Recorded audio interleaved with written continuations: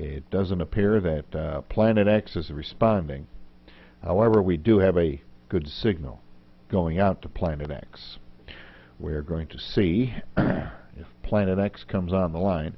Boris Artemenko, as you know, our guest tonight, he is also our science producer. He is on special assignment to Planet X.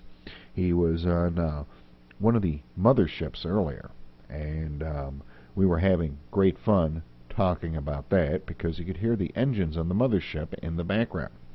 But he's supposed to be going on to one of the shuttlecraft, one of the Anunnaki shuttlecraft, and is making his way back to Earth. However, it appears that we're just totally screwed. Yes, I know. Yes. Boris, can you hear me? Can you hear me at all? Earth to Boris. Earth to Boris, come in, please. It looks as if I'm back. Oh, good Lord, thank you so much. See, Boris, there is a God.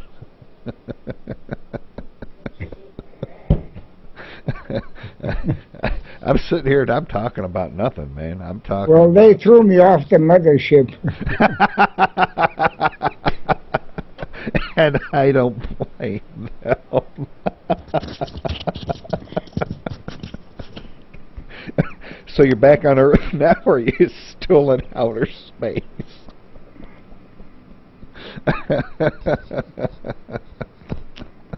Oh, well, Boris is back with us. Oh my goodness.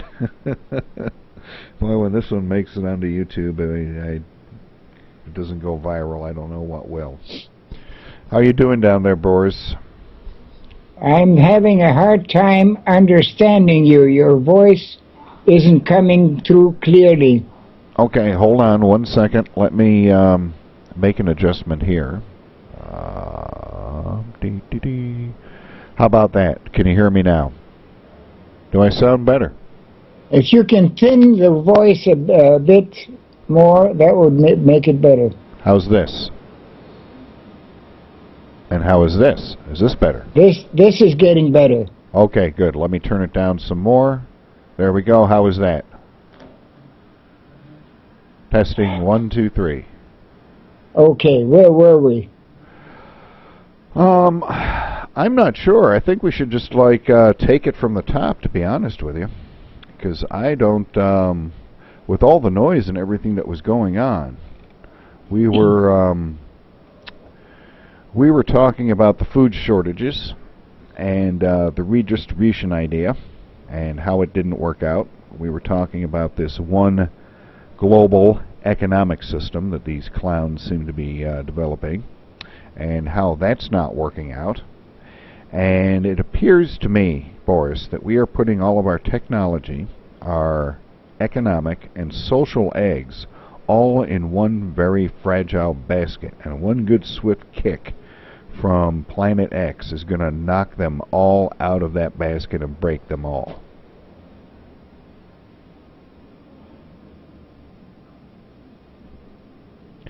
Hello, I didn't understand the last sentence. It appears that Planet X is going to come along and knock all of these fragile eggs that we have put into one basket.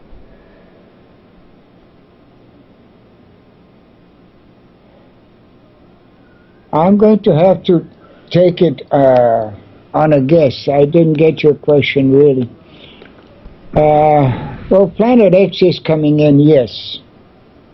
And we have two different situations with that. Apart from the fact that the whole thing is being covered up,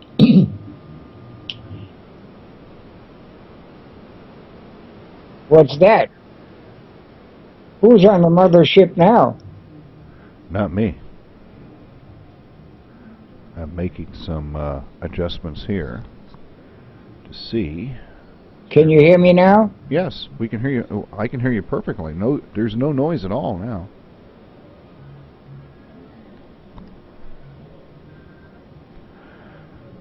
Can you hear me? Yeah, I can. And Okay. now it's much better. Okay, good. I'm going to talk in a very soft voice. Just like this. Okay, so you were saying about planet We X. have two situations to consider. One, the fact that it is all being covered up and denied and debunked and everything else is also making the population of the planet take a very different attitude about the whole thing. Indifference, skepticism, and well, if it's going to happen, let it happen. There's nothing we can do about it. So this gives us a very, very poor reaction on anything we can tell the public as advice to ensure survival, to ensure stocking food up and so on. In other words, for people to have a chance of surviving. The other hand is that we also have an economic and a political situation on our planet that, independently of Nibiru coming or Anunnaki coming or whoever is out there, we also are creating severe problems that will lead us into very intense problems. We are going to have food shortage, drinking water shortage, in fact usable water in general. The population is increasingly diseased all over the world. Medicine is not working as it should because there's too much greed behind its production, and it's not so much for the welfare of humanity as for the welfare of the pockets of those who are profiting from it. So we have two different situations here. What to do? And to top it all, since everybody is getting seriously irritated by this entire situation, there is a third anger attitude which is developing a prejudice. The prejudice against any possible visitors from space. They are going to come here to enslave us, they are going to come here to dominate us, they are going to do this and that and that. So we are entirely justified to shoot the first shot. And this, in fact, will be definitely endangering our entire planet. We need to change the paradigm of the people for them to understand that if aliens do come, and if they were hostile at any point in a very remote past, they have had more than 1 million years to destroy us, to control us, to enslave us, but instead they have helped us evolve and develop.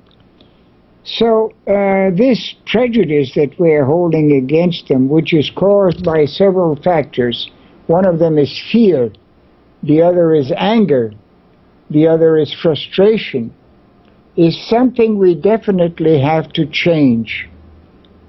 It's very much like the theories that spiritualists are proposing for the improvement of mental health of the population. We have to love, we have to stay calm, we have to take enough rest and all those sort of things to improve our mental and physical and emotional condition. And this is something we have to do here. We have to realize that our planet is already showing the effects of Planet X arriving in our region. We are already having our crust disrupted and sliding tectonic plates, widening certain faults, making noises that scare us, and we have no way of ascertaining how much the land masses are definitely sliding.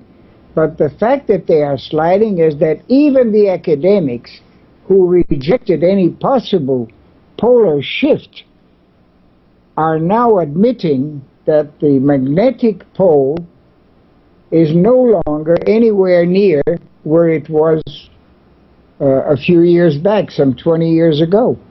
It has moved, it has shifted a lot faster and a lot more distant than they had expected. But it's not the magnetic pole that has shifted. It's our crust that has slided on our surface.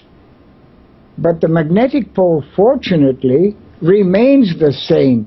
Otherwise, we would already have been expelled from our orbit. So it's our crust we have to be concerned with. We will have land masses changing their coastal lines, even their interior. For example, the New Madrid fault might cause the separation of North America into two different land masses. If it happens, disasters will be more numerous, there will be fatality, but there will also be survivors. We as a species are innate survivors. We can survive under any stressful situation, in any catastrophic situation. But we will have to be prepared for that in order to survive. Because if we give in to our fears, if we give in to panic, if we give in to anger, if we give in to our aggressiveness, then the only thing we will finally obtain is disaster at a very total degree. So the change has to be in our attitude. We have to prepare ourselves, rationally do so, team up, people who think alike, who believe in the same things. It doesn't matter whether you believe in God, in Buddha, in whatever, as long as you believe in the same things, so that you can understand each other. People who think, feel, and believe alike, not necessarily the same way, but alike, will have a better chance to united stand up to whatever they have to face. This is a fact. It is a known fact. This is what armies are built on. This is what discipline is built on. This is what certain key words like patriotism and things like that are based on. We are patriots when we believe in our country, when we believe in its principles, in its dreams, and in its purposes. That is patriotism. Then we will be able to give up our lives and face any hardships, whatever, to survive and to overcome those hardships. This is what we really need right now. We need to come to a point of encountering our beliefs so that we can be able, we become able to help each other in times of stress. We become able to share with each other. But the first thing you will remember, that when catastrophe was first spoken of, the first fear that rose was, well, if I stockpile food for 6 months and my property is overrun by people who have no food, what will happen? They will take away my food and kill me. This is the wrong attitude that we have. We have to figure out a way of balancing our needs, our stockpiles, and everything else so that we can be prepared in a place, in a way, in a condition by which we will be able to share instead of fight, shoot whoever comes our way needing help. On the other hand, to be able to defend ourselves from whoever comes to attack us, to exploit us, or to enslave us. And don't think you won't have humans trying to enslave you and to dominate you. If you remember that Mad Max films, that's very much the scenario that we had. People fought each other. They didn't team up. But whenever they did team up, they were able to survive much better and to build something up again. It's just like a marriage. It takes two to make a marriage. Look, I'm reading a comment on the chat right now. Aliens, wolves in sheep's clothing. To call them demons and principalities. This is what I call really fantasizing about the whole thing. It's like talking about the past and saying that Socrates, Demosthenes, Aristotle, and all the great fathers of knowledge were ignorant people because they didn't know things we know, and they didn't speak the same way, language, and semantics that we speak on. We don't know much about the past, maybe even less than we think, and maybe even less than we can expect from the future. They knew more about the last visit of Nibiru because they were closer to it than they are closer to us. They lived 2,000 years ago, and the last time Nibiru came around was 3,600 years ago, so they had a better knowledge, even if cloaked in myth and legend and whatever. But are we going to give in to that? This is not the right attitude. We won't survive with that attitude. So basically, I don't know if you're listening to what you wanted to hear, but the fact is this. If you want to survive and you can survive, what you have to do is change your attitude. Change your whole paradigm. Look into what you have today, what you think you possess, and make a balance sheet of what you really need to live, to survive, and what you have. Is it all necessary? How much does it hamper you in everyday life? Well, I could go on like this, and I could speak all by myself for hours in this respect. But this is not what you probably want to hear. No, I'll say it again. Nibiru is coming. Whether the Anunnaki are coming as well, I think so too. They will not enslave us.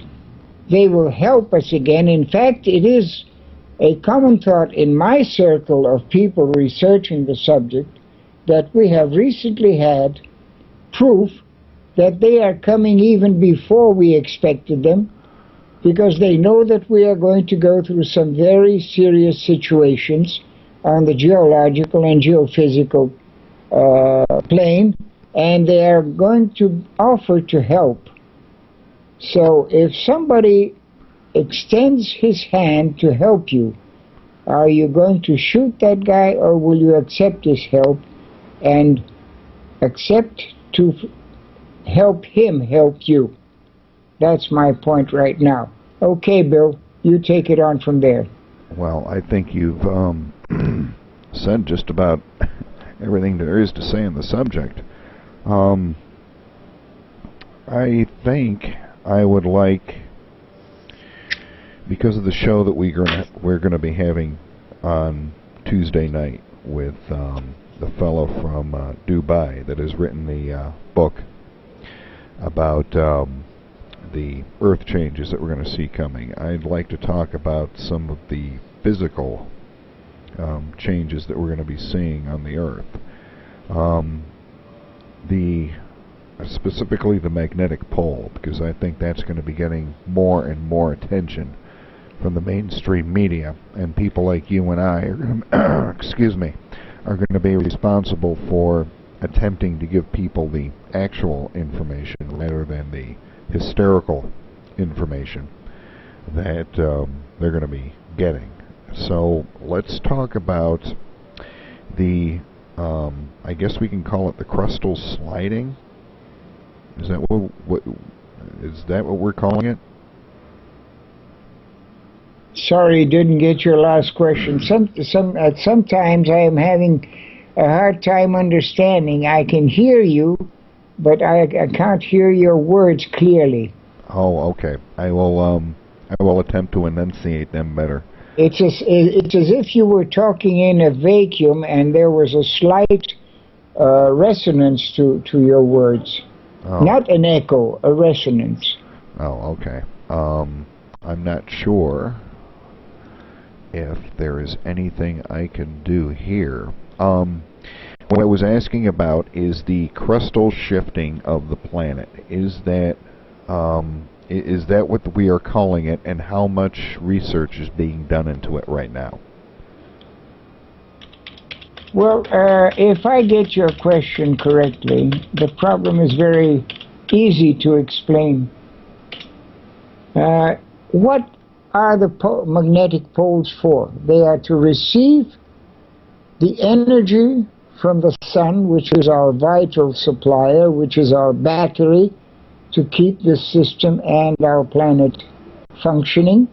And this energy is coming from one side, what we call the north, and going out to the south in a recycling after having energized our entire planet.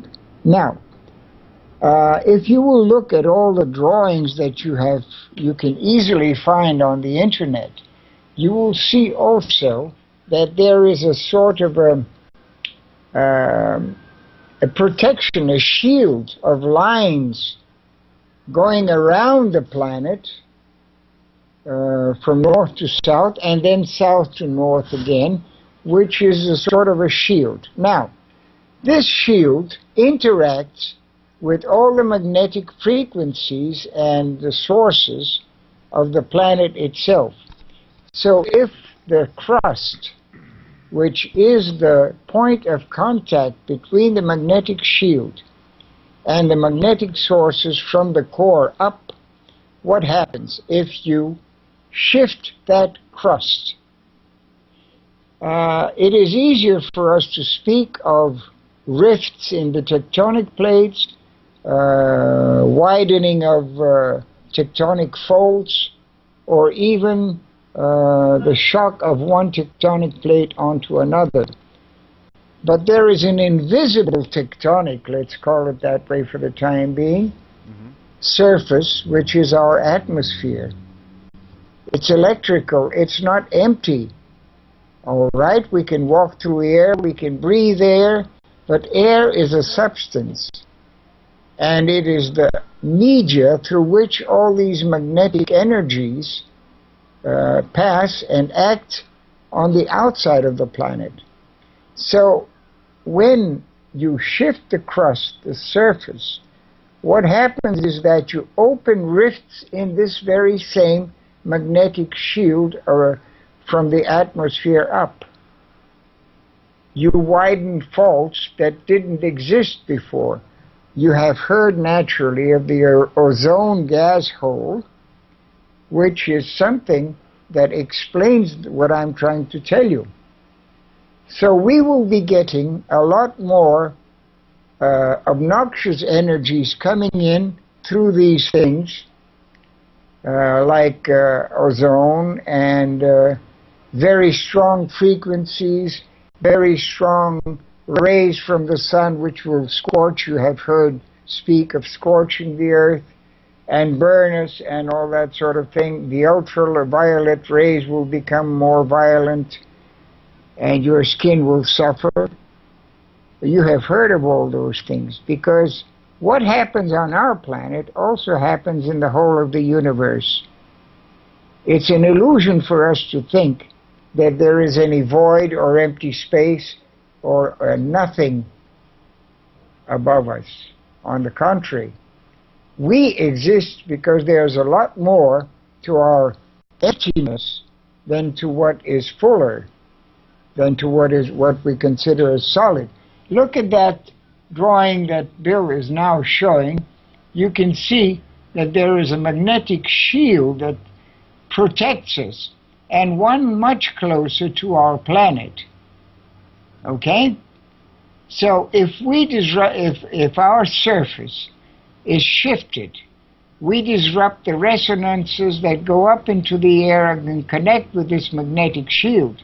So the magnetic shield will also, obviously, suffer.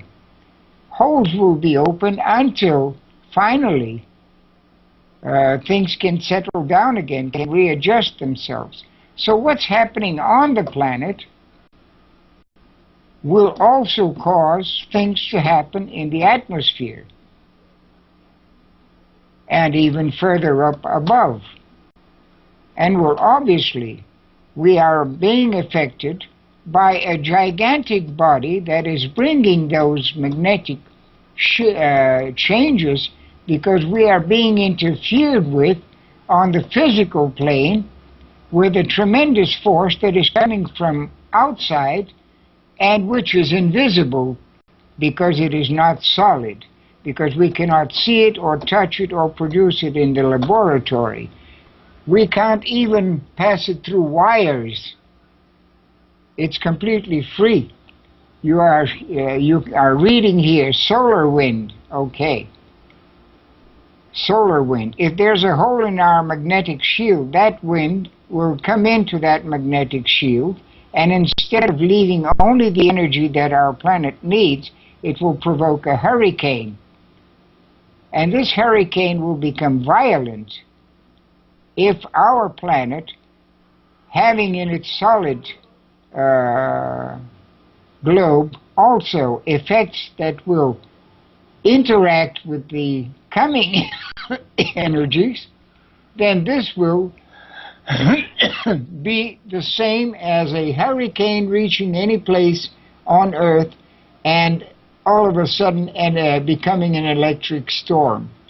Because there will be a short circuit of the energies coming from the Earth, from its core through the surface and coming up into the air, and the energies coming from outside, from space, invading our magnetic shield and short-circuiting with the energies coming from within. It's a logical thing, people. This is not fantasy. This is reality. And all this is happening because our system, fed and nurtured by our solar battery, is being affected by a visitor, in fact half a dozen visitors from out of space. And this happens every 3,600 years. Take or give a couple.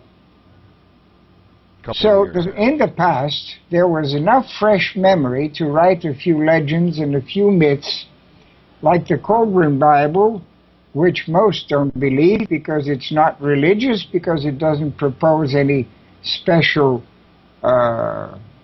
savior figure or whatever, but it speaks of things that are happening now because they happened before. And since the universe exists composed of cycles within cycles, this repetition is not surprising, is not unexpected. On the contrary, this is what prophecy tried to tell us. It would happen again. So prophets would say, well, it will happen in so many years from now. And we don't believe them because we believe these people are fantasizing, because we never had such experience before. And we are not preparing for this experience either. because we don't even experience, we don't even believe that it will happen or is happening. But just look around you. Look at the civil unrest that is causing all over the world. Look at the climate changes that are killing people, freezing them to death in Europe, in places where even in the most severe winters, temperatures didn't go down as much as they have. Look at the places which are being condemned to drought, loss of agriculture, death of livestock, and even of people. In other places, places which were fertile, productive, and supplied food and livestock for the rest of the world. These changes are not happening by the act of any demons or any gods. These things are something that is happening naturally because of the cycles within cycles. There was something I am trying to remember that I wanted to say that I think will be very important, but it just ran out of my mind right now, but I know it will come back because it has to be said. And it's good, not bad. So, I have a question, okay, Boris. I'm going to give Bill a chance to say a few words himself. A few words. Can you hear me better, by the way? Do I sound better? I can hear you, but I can't understand you very well. That's the problem. Okay, how about now? Can you hear this better? Now it's better. Oh, okay, good. I've been playing around with the settings on my sound system while you were talking, and hopefully I've cleared that up a little bit. I am going to propose something, Boris, that is going to get an awful lot of people upset. But I'm wondering, this genetic modification of the food that Monsanto has been doing, everybody seems to point them out to be the bad guys in this. Could it be that they're actually doing something good in that they're making the food more robust to grow in really bad areas now? There were a few ideas, if I got your drift right. Mm-hmm. There were a few ideas that rose up, that sprang up in the last 30, 40 years. Hydroponics, home orchards, home vegetable supplies, and as we used to have them in the ancient times when we lived in open spaces and had gardens and backyards and everything else. We can grow our own food. We have to learn how to do it again. We have to learn how to preserve our species and ourselves, how to obtain supply. Now, in the conditions that we will be facing, this is not going to be as easy as just mastering a technique, or as they used to publish in the States in the 40s, the 30s, the 40s and 50s in the do-it-yourself manuals or books. We will have to learn how to evaluate the right season for doing the things that we need to do. Yeah, that's it. This type of small thing. In fact, I spoke on the last interview that the most unfortunate thing we have right now is that everything is in the hands of very few, controlled by big corporations that are about to implode because they have grown too big. They can no longer control their original sources. And when all these things make the big corporations break up, collapse, this is what will happen. We are no longer prepared to grow our own food, to fend for ourselves. We have been subjected by our own species into complete dependency from somewhere or somebody supplying things. And when that supply line breaks down, what will happen? What are you going to do? Are you going to eat grass, or are you going to eat stones, or are you going to eat earth? Or are you going to learn once more in how to plant your chive, how to plant your carrots and whatever? I don't know. That's a very personal choice. Or are you going to be simply desperate because you will be hungry and there will be no place for you to get your food? There will be no malls, no supermarkets, because there will be no transportation, because there is no fuel, and because there is no cooperation with a complete internet control of every place their trucks are, or where they have to make pickups, or where they have to make deliveries, because those things will no longer exist. So we have indeed put all of our eggs in one basket, and that basket is about to get tipped over, isn't it? Yep. That's exactly what I was trying to articulate, and apparently you have done it much better than I have, sir. Well, think of those bills. It's very simple. We don't have to go very far. Let's think of New York. Let's think of Chicago. Let's think of the big cities, even São Paulo here, that have buildings of 20, 30, 40, even more, 100 stories, with people living and working in those, and depending on what? Can you imagine yourself going down 100 stories on a stairway instead of an elevator? How long will it take you? What it will take you? Yeah. And when the energy breaks down, because it is controlled by just a few, highly centralized, highly controlled by technology and electronics, when this breaks down, what the hell are you going to do? When you won't even have any more power in your own home to light your lamp bulb. Do you know how to make a candle? Do you know how to light a candle? Or do you think that candles are made by somebody and marketed in the malls, and there will still be malls for you to get your candles? Oh no, I'll buy a flashlight, I'll buy myself a stock of batteries, and I'm good for another 2-3 months. Uh-oh. That's not the right way of thinking.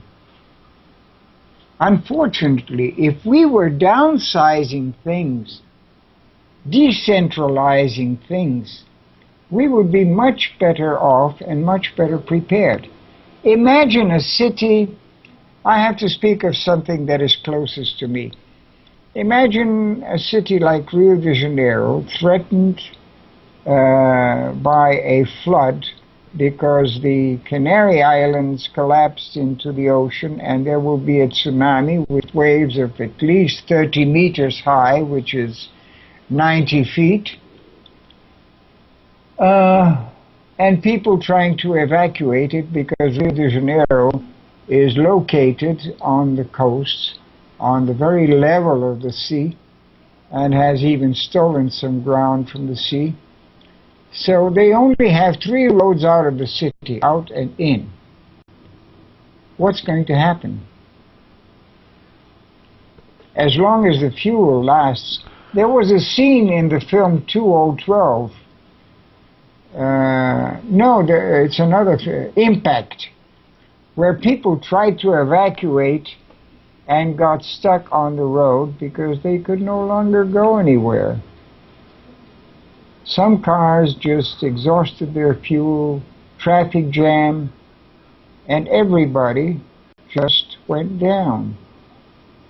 Why will there be fatality?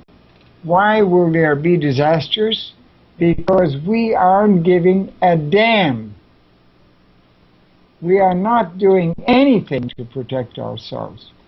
In New York, when I was there, I saw on some corners, in some streets on Manhattan Island, some signs that said, for evacuation in case of flooding, use this way. But this was, the last time I was in New York was in, oh God, in '94. Why were these signs there? What kind of flooding was being expected? 90-foot high waves? No. Just common flooding. Common flooding, which is common all over the world now. Look at the New South Wales portion of Australia.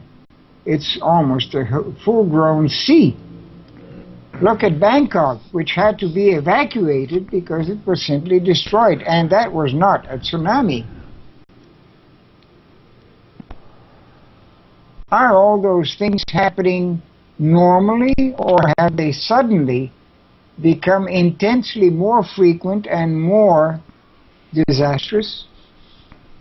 Can't we see those things happen? Do we want more of them to happen so that we might awake to the fact that we have to do something about it if we really want to survive? In fact, last time I even asked myself, what if I do want to survive, what the hell do I want to survive for? Not how, what for? What am I going to do if I do survive? In the clothes I'm wearing, with nothing in my hands, no possessions, no house anymore to go back to? Nothing? So, it depends on my attitude. I want to survive because I want to be able to build a new civilization, one that will not have all the defects I usually complain about every day. But those things are being very kind to us. They are not happening overnight. They are taking their time. They are taking their time to awaken us to the fact that we have to do something ourselves. We, too, if we want to survive, have to do something for our own good. It's not for our neighbor's good, but if we can team up with the neighbor and that both of us can do something for our good, it gets better and better. Well, I can say the same thing all the time. You can say it 100 times. Are people going to listen? What do we have to do? If you don't want to hear it, if you don't want to listen, I can't do anything. What can we do to encourage them to listen, short of dragging them by the scruff of their neck and showing it to them? And this is something I have been thinking about, and I honestly have not come up with an answer. It's very difficult, because most of us have become so materialistic that we have become more solidly entrenched in what we think belongs to us than the trees that grow roots to remain standing in their little portion of soil. We are afraid of losing things because we wouldn't know what to do if we didn't have all the commodities, all the comforts, and all the good things that we imagine we have today. Radio, to listen to Boris saying the same things all the time.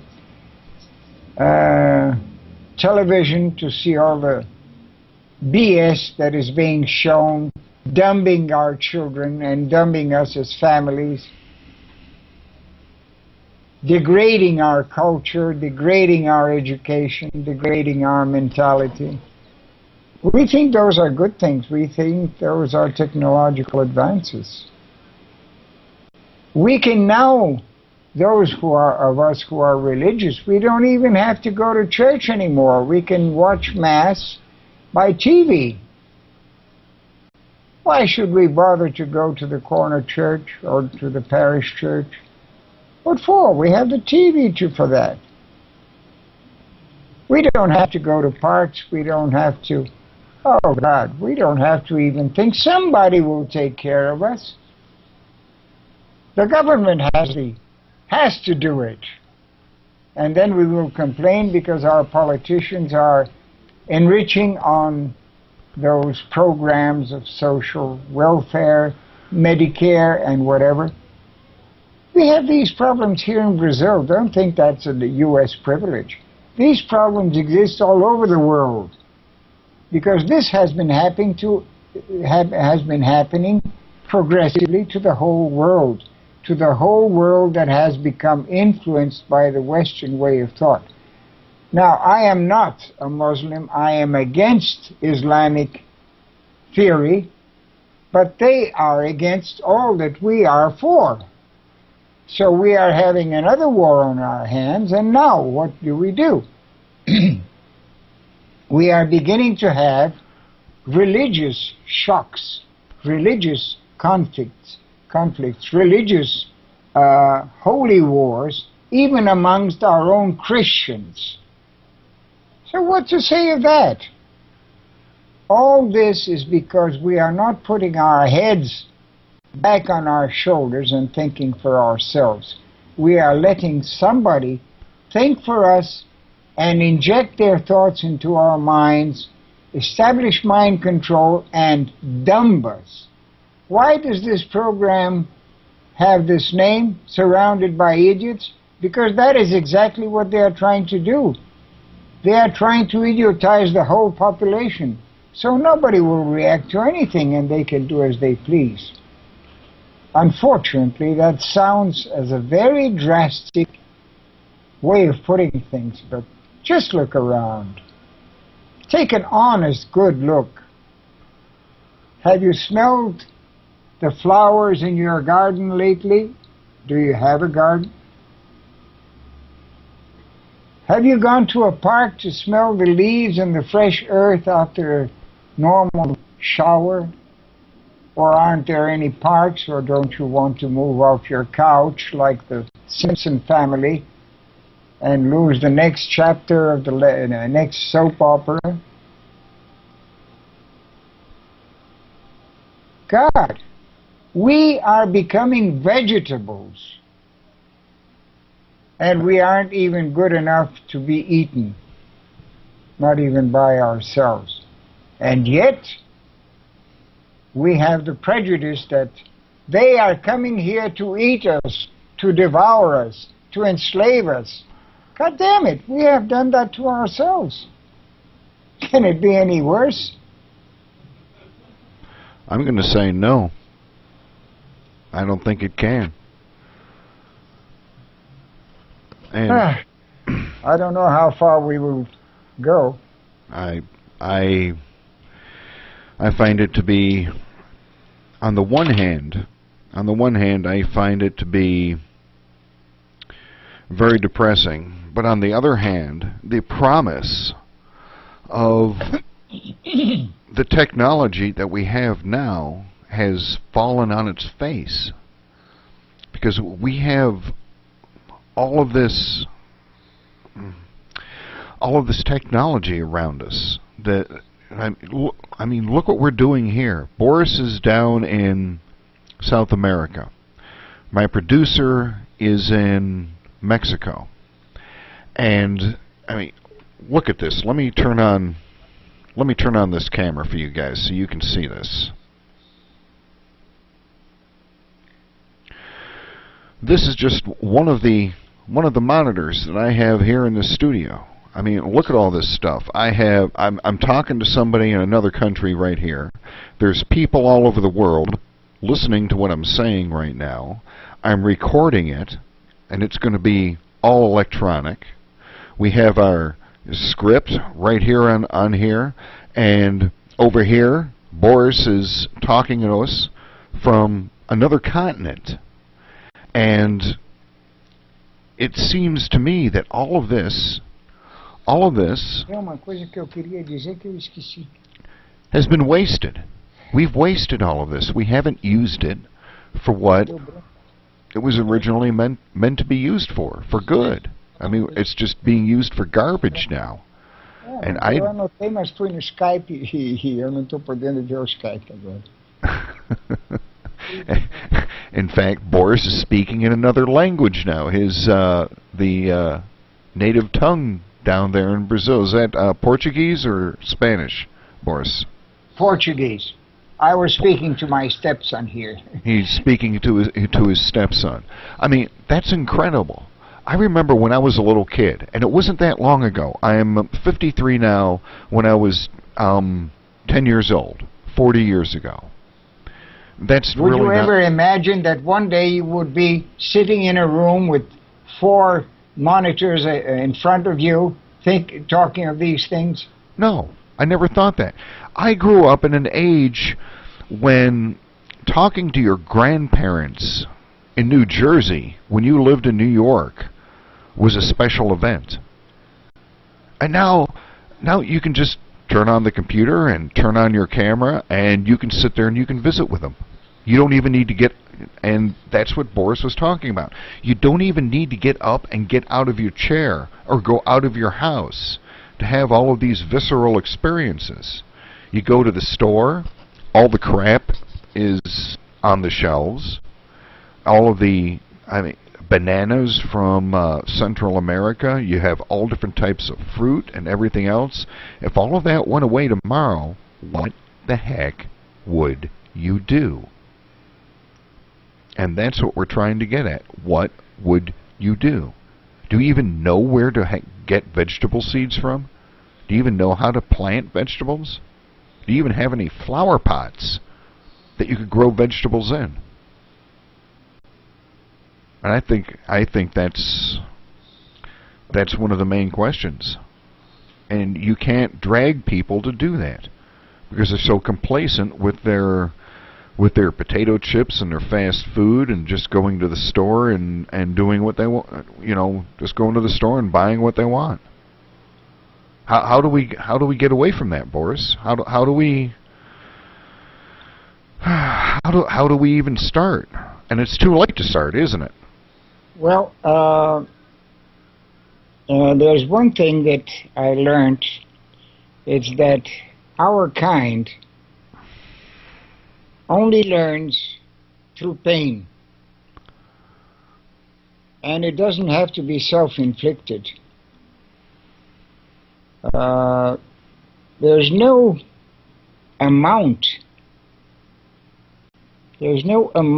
of suffering that we do not withstand, and we do complain about it, but it makes us think. When things go well, yeah, that's the scene where the traffic jams and everything, and then the wave comes and takes everybody to somewhere.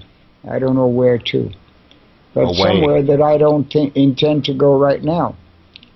Look, I'm going to go back in time on my own experience. I started researching Planet X and everything connected with it since I became a professional astrologer, but I began to get interested in mythology as a natural consequence because astrology has everything to do with mythology. I started to try and find out why the planets had the names they had, and I'm discovering otherwise, but that's not what I want to say. So for a few years, look at New York there. I want to see you escape through the various streets mapped out for evacuation in case of flooding. If you face a wave of that size. Even if it's an exaggeration, even if the wave is half that size, that will be enough to destroy Manhattan altogether. If the side of the Canary Islands collapses, that image right there isn't going to be too far off. Yeah, well, 10 years ago when I started talking about this thing, because I started talking about Planet X, Nibiru, and everything in the late 1990s. I thought I had enough information to start talking, and that I felt an urge to create a group, a circle of people with whom we could discuss those things and think of solutions for the problems that we saw coming upon us. Well, one day I decided to make a test. I went to a college, one of the major colleges here in Sao Paulo. It's a university, in fact. It's a very good university with a very good reputation, and most of the people who joined my early circle were from this university. Physicists, electronics engineers, and the like. And I decided to speak with the sheeple, the average student, because somehow the circle was formed by the very good students, but the rest were those who would go for a drink at the local bar, go for a girl, and didn't care very much if they really graduated and what they were trying to study. So I went about the university. I had free transit, and I asked a very simple question. Where does milk come from? It's a very simple question, really. In fact, it's in the center of a tremendously raging debate in the U.S. right now. Most people are discovering that milk comes from cows. It doesn't grow on trees, and it is not produced by industries and packed by them and sold by them in malls. It comes originally from cows. Have you ever milked a cow? I have. It's a wonderful experience. Did you ever drink raw milk? Yes, I have. Can I stand the milk that I can find in the malls today? No, I cannot. It has so many chemicals as additives, aromatizers, and conserving chemicals that my body won't stand it anymore. But most people, the important thing is that when I made the question, that was 10 years ago. The changes that I have seen happen in the last 10 years alone are enough to have justified all my efforts in researching this subject. I don't very much like to be called a science whatever, because science to me can be a very dirty word.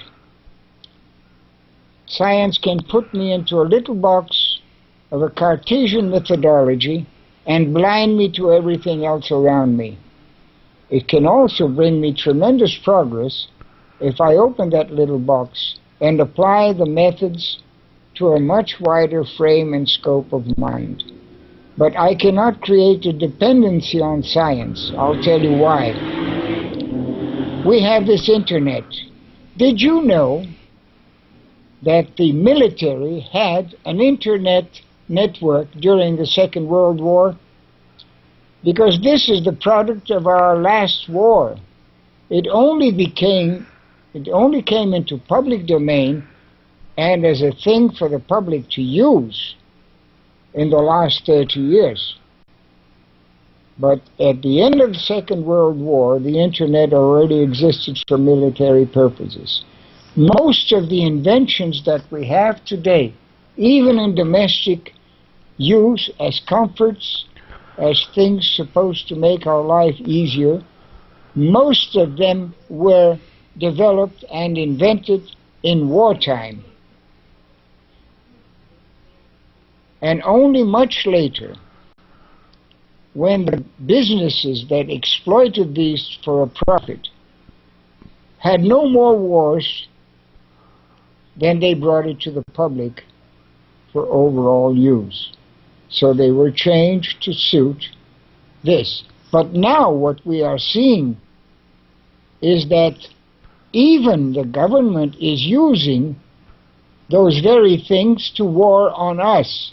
Because what you are now facing with SOPA, PIPA, ACTA is a war on the public use of the internet.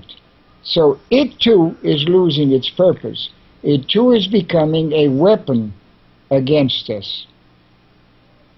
we have to take care. I know because I suffered very recently in my second interview here with Bill, I think. Yes. An invasion in my computer. One of the scientists connected to me, is suffering continuous interference in his installations, and he is very far from me. As far almost as I am from Bill or from Susan.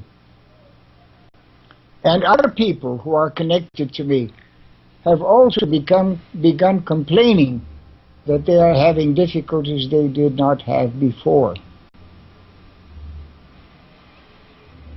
So, come to think of it, if we cannot believe that we are facing a difficult time with a very slim chance of survival if we don't fend for ourselves,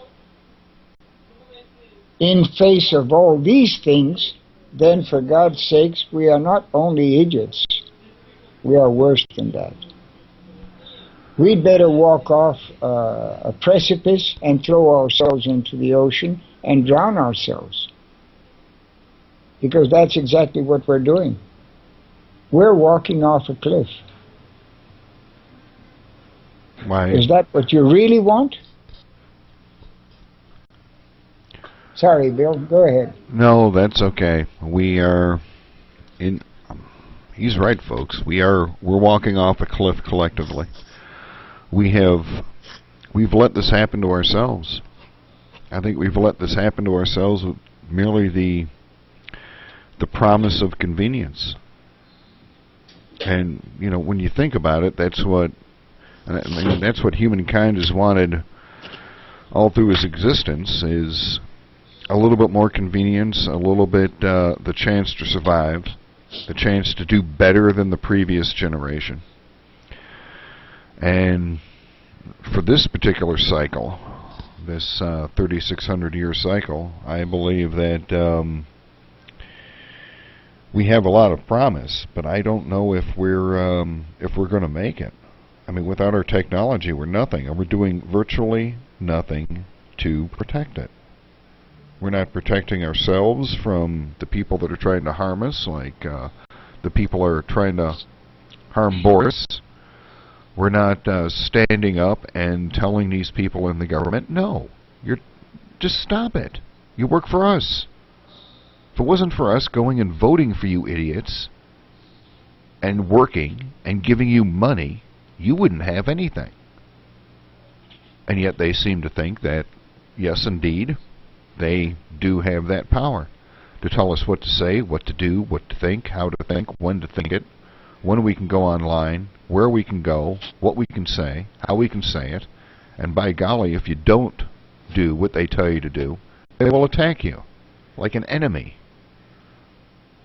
So, Boris, when did the people, the population, your generation fought Hitler and fought against the Japanese. Well, what the hell happened? Sorry, will you repeat that last two words? Yes. What the heck happened? After World War II. I mean, there was so much promise. We are on the verge of World War III. I know. We haven't learned our lessons. Apparently not. Apparently the hard lessons are going to repeat themselves here. Yep. Cycles within cycles. And it's exactly like I said at the beginning of the show. Let me see if I can scroll up to it on my script here. They've been striving for a one-world economic system, which is a bad idea. The whole idea behind their stupid one-world economic system is to prevent wars, and it doesn't work. The theory is if one country gets hurt, then all the countries get hurt because they're all tied together. My point is, how has that worked out so far for us, and how many aircraft carriers and destroyers does it take to get that worked out? Because right now we're seeing a whole bunch of them floating around all over the place, getting ready to have a nuclear war. Bill, Yes. I'm going to say something that I know many won't like. And I'm not going to take the time to explain how I came to this conclusion. This is not the first time somebody has attempted to conquer and control the world. We have had peoples who managed to control most of the world of their times. The rest remained on the margin as strays, as primitives, and so on. But we did have a new world order already established in our world. And I want you to listen to this because I want you to realize that such an idealistic thing is impossible. The first new world order was the Christian religion. And look what has happened to it. In the name of Christ, we have today 400 to 500 different denominations, each changing the Bible to fit their dogmatic needs and to say that theirs is the real Word of God and the other one's is not. So we can't even live under the same faith. Look at the Muslims. They are not unified under a religious faith. On the contrary, they don't agree on their own dogmas. This is a human component. Try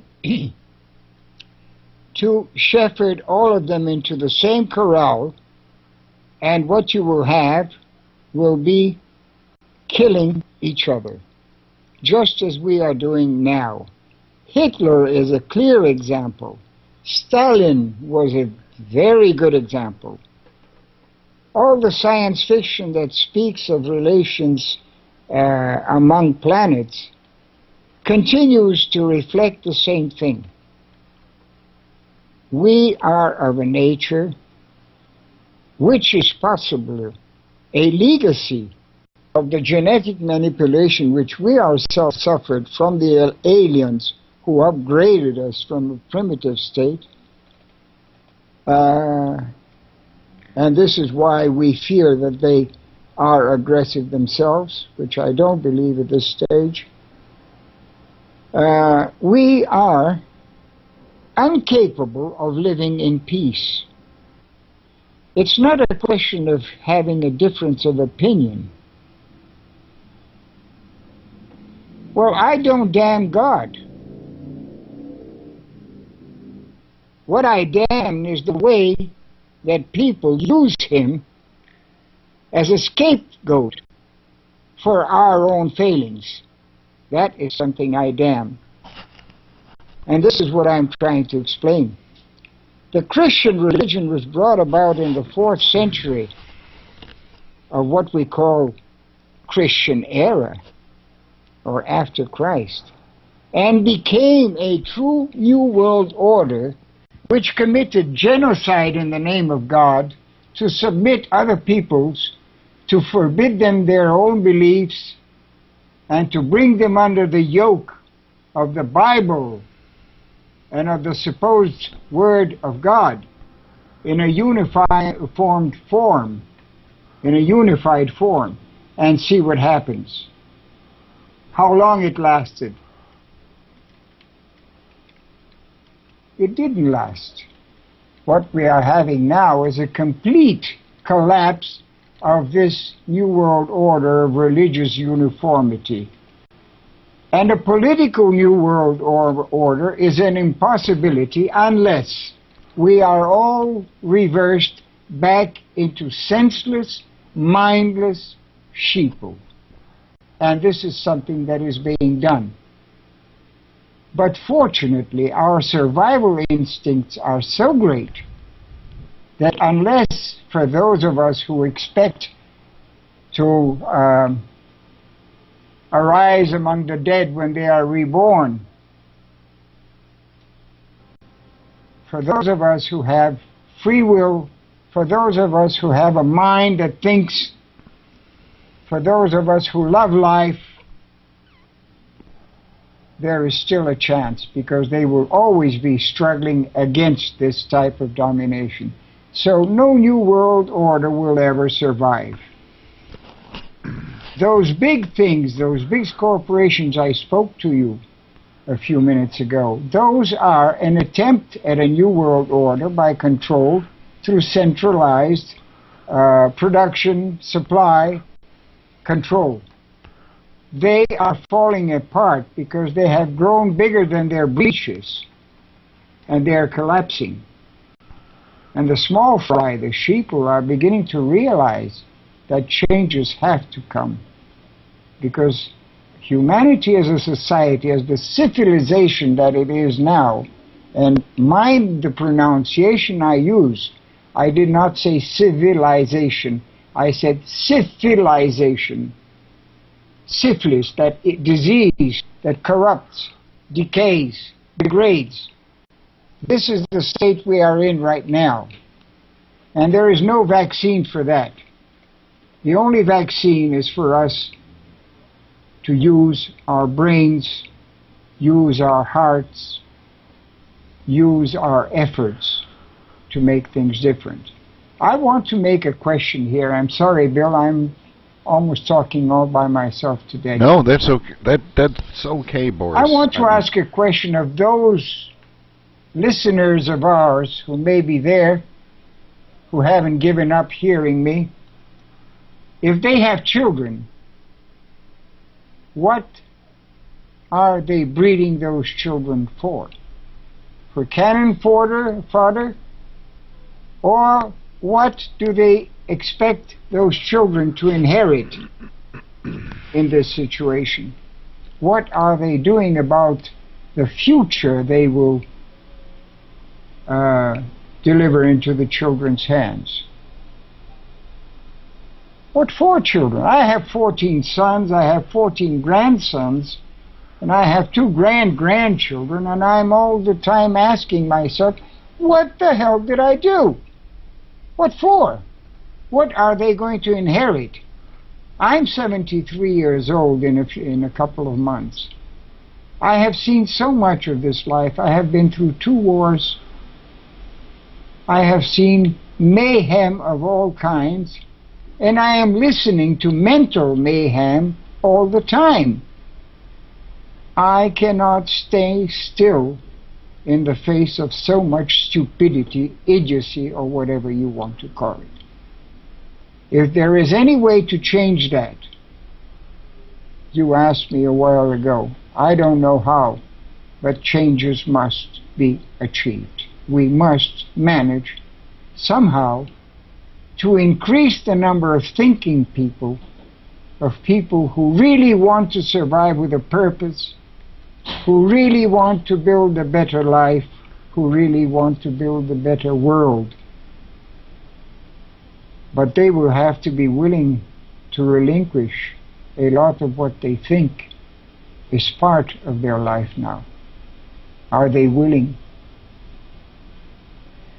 I think that those who are now homeless and jobless on the streets of New York, on the streets of USA cities and towns, in Brazil, in Europe, and one would never expect to hear that 100 homeless people died frozen in Europe, because after all, the European countries are so developed and so organized and so educated and cultured and so old. But one has heard this lately. Those who are being left homeless in Australia. And why not remember Africa, where homelessness, famine, disease have been a common history for centuries. If we can change those people, if we can make them understand that nobody will come to do for them what they must do for themselves. The rest, what can't be done by us, that remains in the hands of God, as many do believe. But otherwise, all we can do is just walk off the cliff and drown ourselves in the first pool.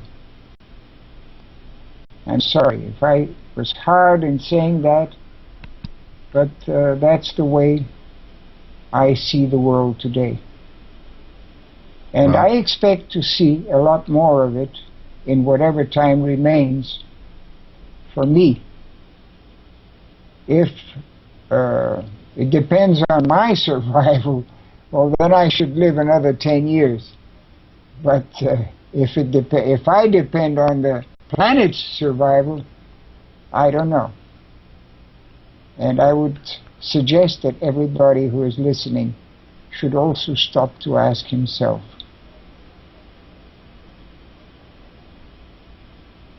well, I think I've said my piece. I think you may have.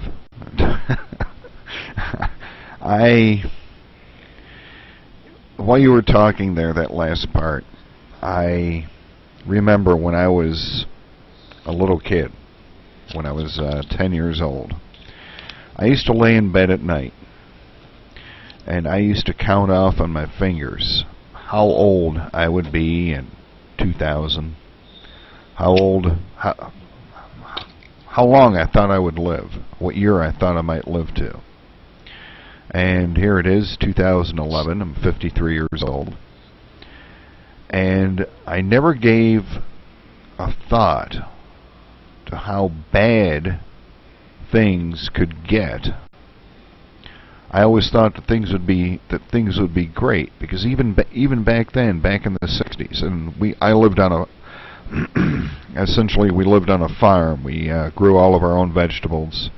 In fact, I can't even remember, when I was a little kid, I can't even remember going to a grocery store. I know when I was a real little kid, I used to get lost in, I think it was a local Woolworths or whatever in the town that we lived in. But I don't remember going to a grocery store. We grew all of our own food.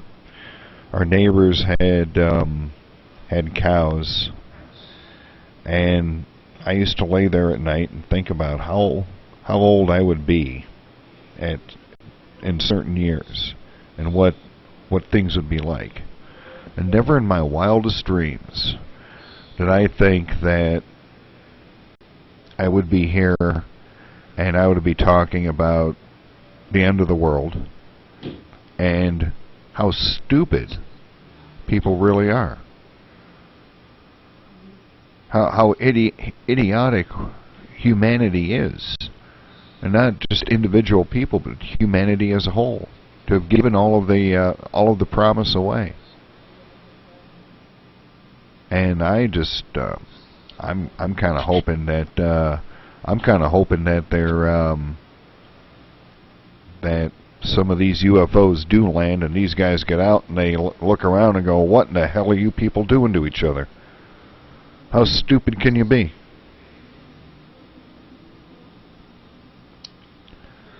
Well, you've said some very true things. We all have dreams in our youth, and most of us haven't accomplished a single one of them. Our lives have taken different turns. I never expected to live in Brazil. I was born into a very rich family, and I was born in China, of Caucasian parents. My father was a very rich man. By the time I was 9, I was all alone on a vessel traveling across the ocean because I had no more country. I became an immigrant. Then I traveled the whole world as an adolescent, and I didn't realize the opportunity that I was having of seeing all those marvels wherever I went.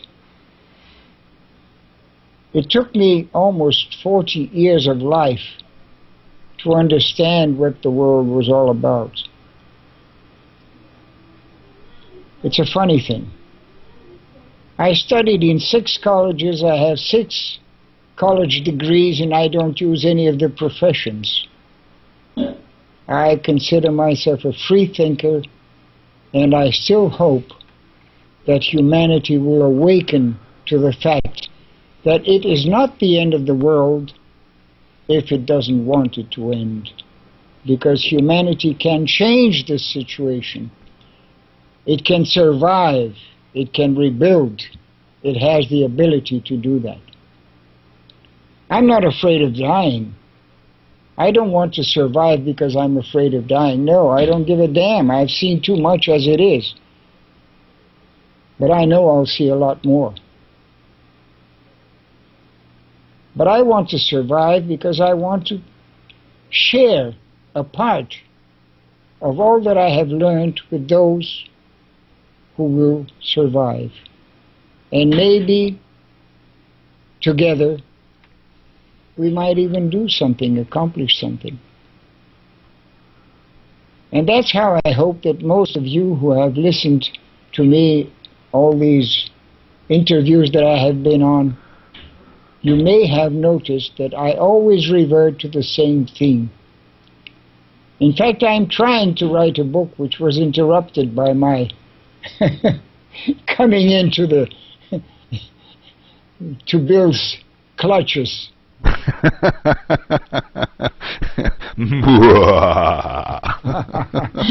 He said, "Come into my what is it?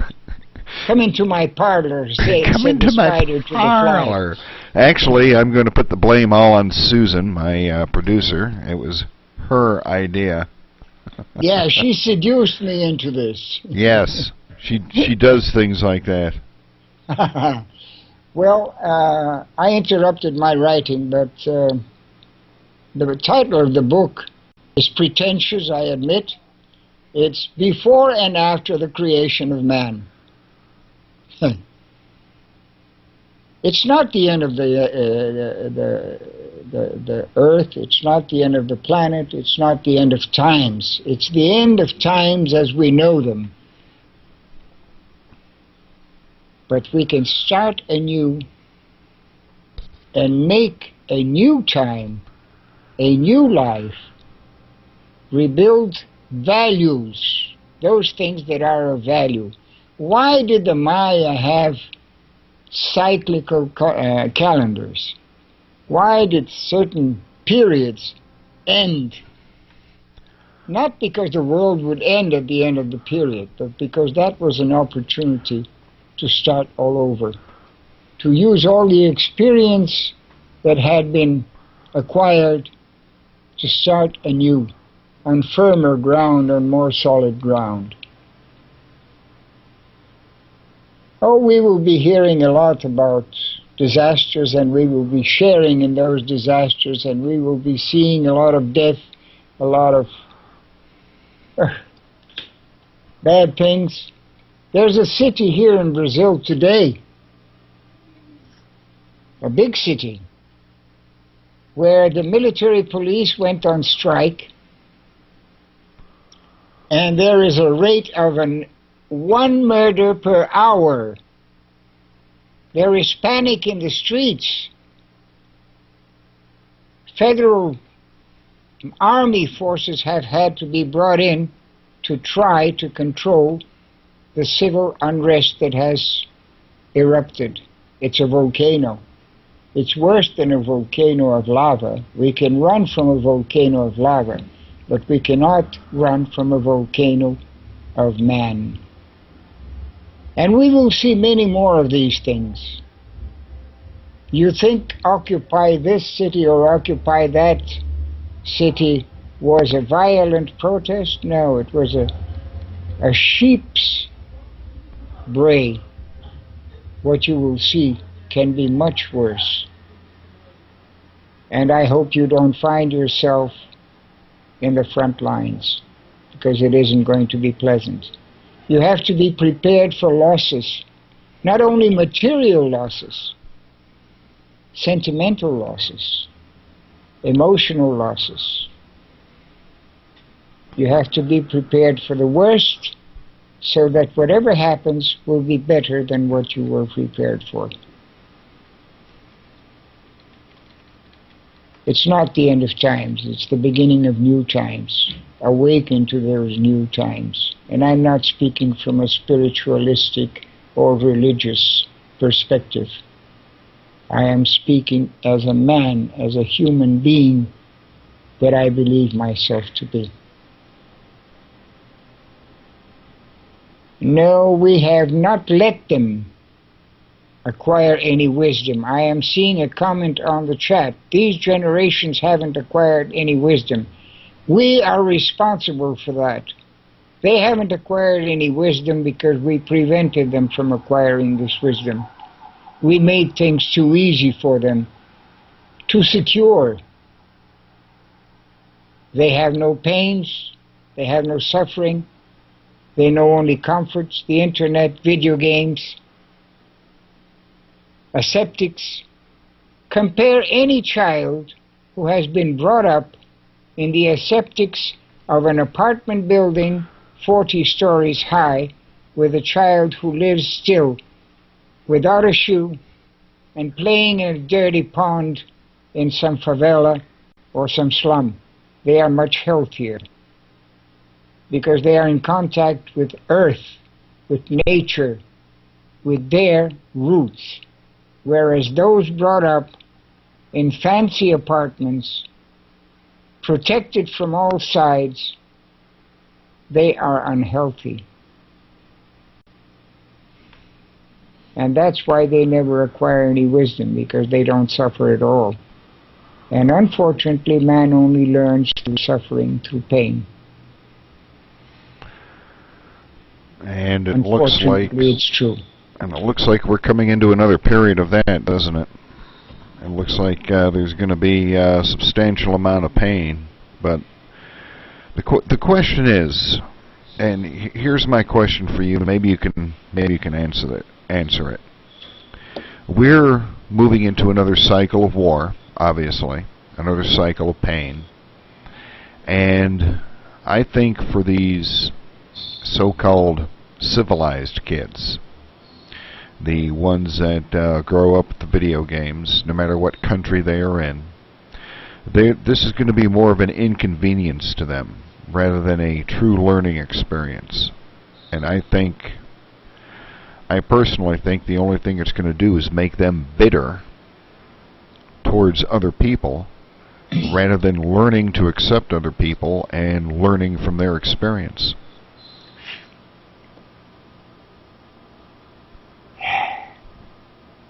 You think I'm right or wrong? I think you're very close to being completely right. Wow. A few points are missing. A few points are missing there. And again, wars are fought and won by those whose might is greater than of their victims. I call losers victims. But the victims, eventually, from the pain they suffer during the war, from the losses they have to sustain, they become stronger than their victors. Yeah, and that is something that is easily learned through the history books, even those manipulated by the victors, because history is always written by the winning side. Yes. But you can see through the screens. Well, we're seeing that now, even in our lifetimes. I mean, look at it this way: we beat the Nazis, we beat the Germans, and now look how powerful they are. We beat the Japanese. Look how powerful they are. The Japanese beat the Chinese during World War II. And look what's happened in history. And look what's happened. Look how strong the Chinese are. Yeah. We've seen this, folks. We have seen this absolutely in our own lifetimes. And it's like the victors get fat, happy, and complacent. There is a curious, I don't know if it's, I've done some research in it, but I haven't come to a conclusion of how true it is. But there is a very old current of thought that when there is a war, normally there are two sides to it. So Right. look which side has the capital city of its government closer to the North Pole. That will be the winner. And funny, it works out in the southern hemisphere as well. Remember the war of the Falkland Islands? Yeah. Who won? Well, England. And where is it? Where is London? It's closer to the North Pole. It's in the northern hemisphere, much closer to the North Pole than Buenos Aires. There was a war between Brazil, Paraguay, Argentina, and Uruguay a century and a half ago. Brazil had not the military capability that the three other countries had, and yet it won the war. At that time, Rio de Janeiro was the capital, and it was the most northern of the four capitals of the countries involved. I can quote many examples like that, including Russia and Moscow and Napoleon, Moscow and Hitler, Berlin.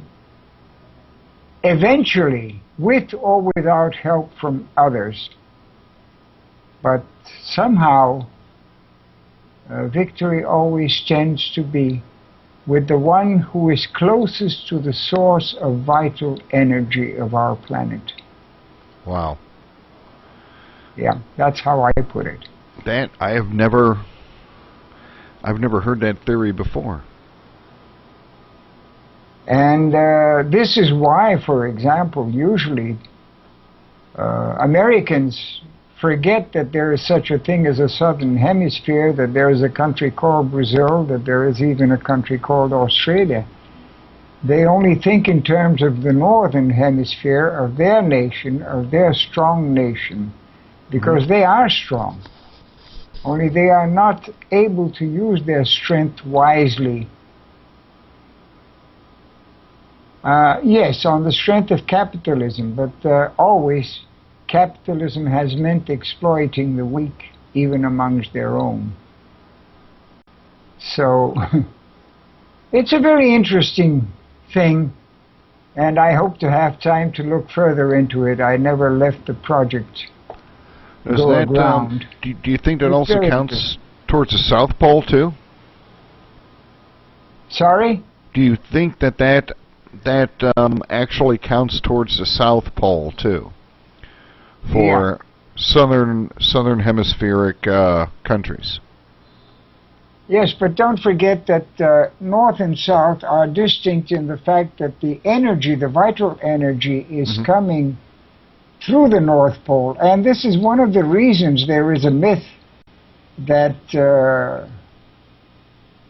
there are reversals of the poles, and that during those times things change immensely because of the source of vital energy should suddenly come from the South Pole instead of the North Pole.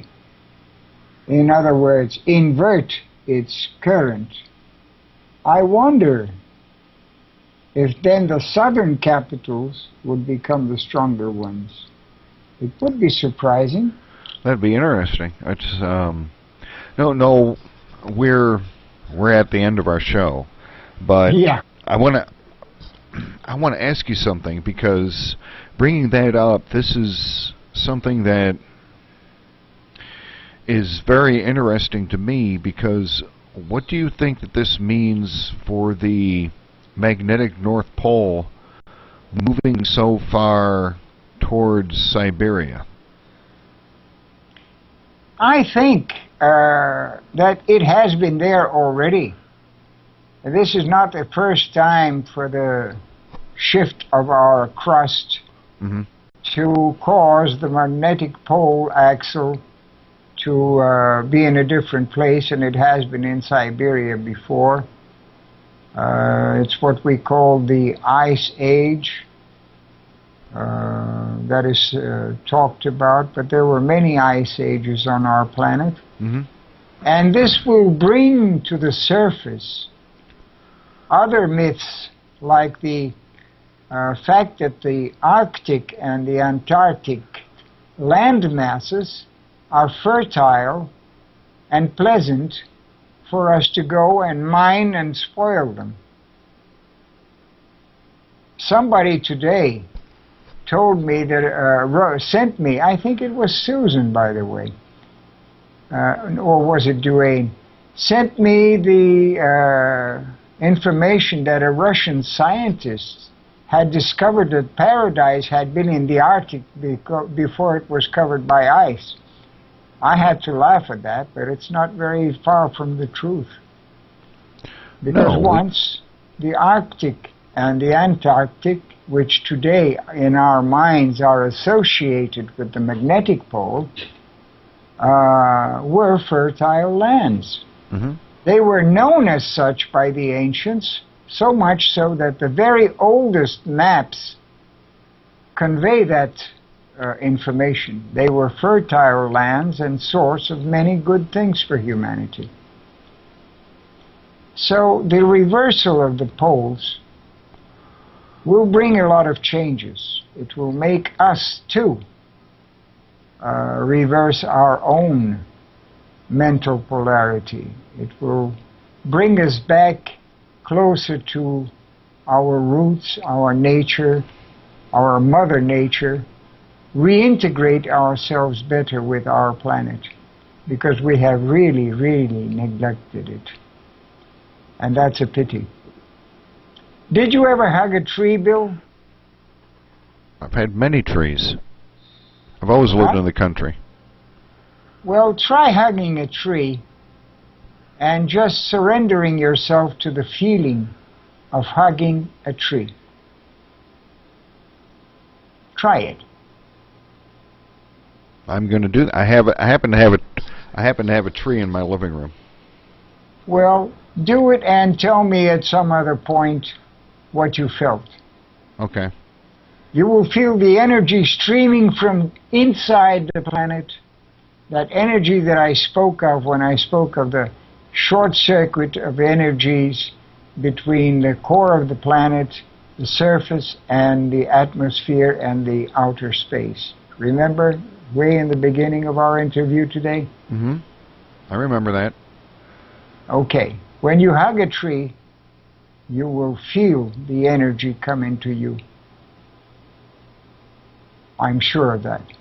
Just let yourself go. Hug the tree, and that's all. It's like hugging a person you love, because when we hug a person we love, we feel all the energy of our love interact with the energy of the person whom we love and who loves us. It's a very strange thing, because those things are not written in the scientific books. But now even science is beginning to realize that there's something to them.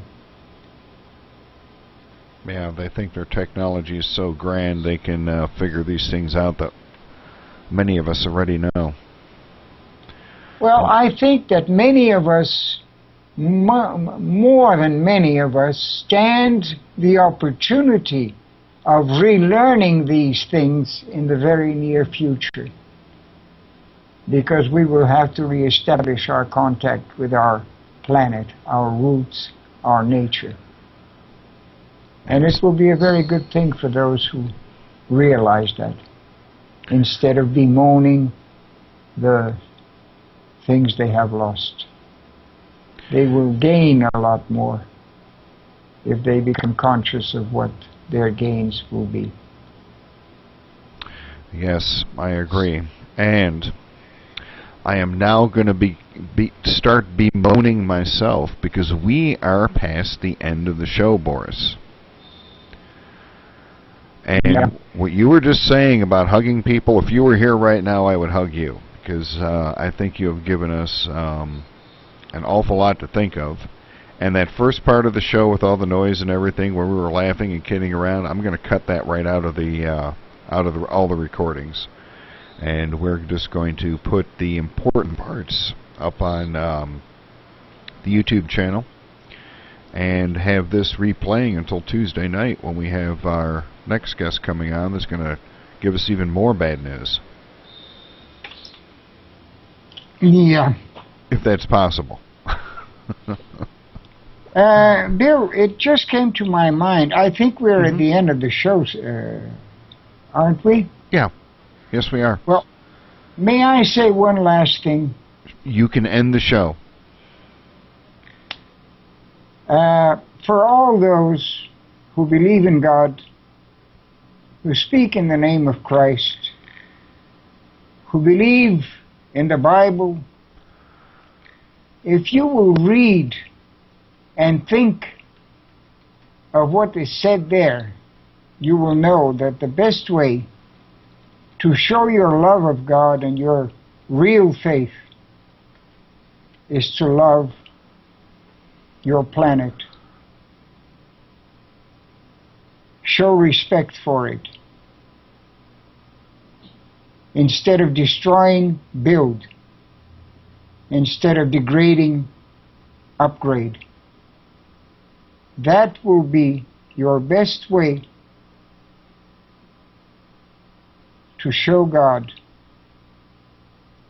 how much you love Him.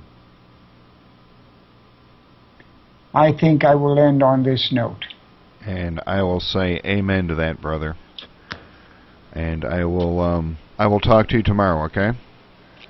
Okay. Okay. Have a good evening. Thanks for coming on.